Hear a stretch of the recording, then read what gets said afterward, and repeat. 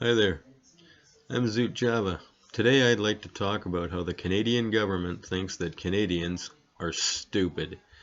My facts, as I can tell, are as follows. I previously spoke about Justin Trudeau's government putting together a panel of experts who are deciding on how to regulate the internet in Canada.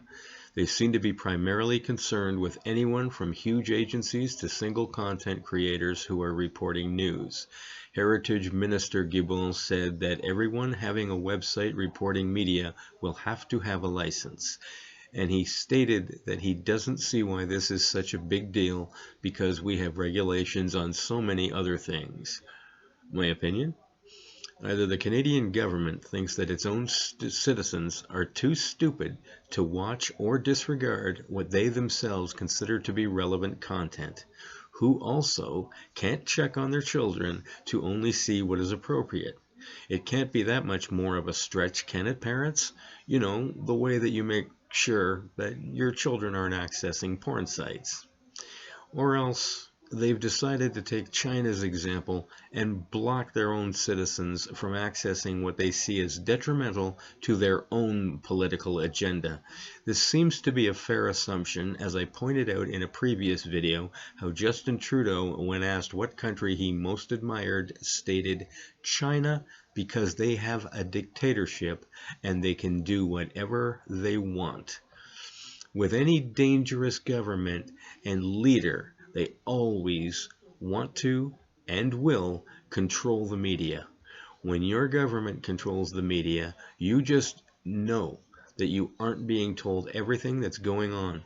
It's the first warning shot across your bow as a citizen in a free nation that the leader has decided you will no longer be a free nation because your leader knows better than you about how to live your life.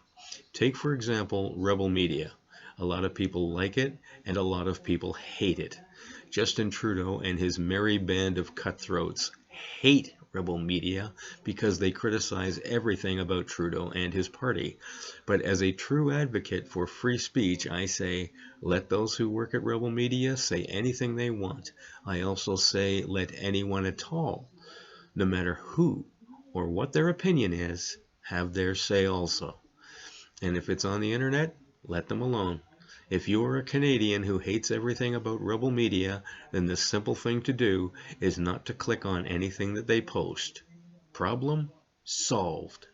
I don't need a self-serving government who I now don't trust to not at least allow me the right to make a choice to click on or not to click on any content creator's post.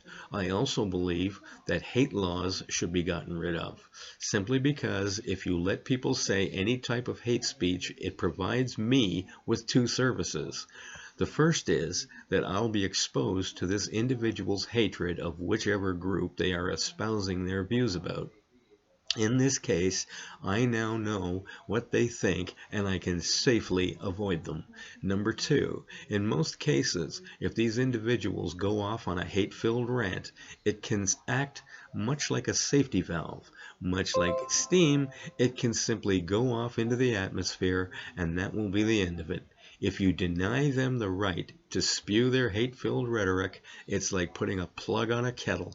When the steam builds up, a dangerous explosion can possibly happen and cause an awful lot of pain to an awful lot of people. Hate crimes themselves are already crimes.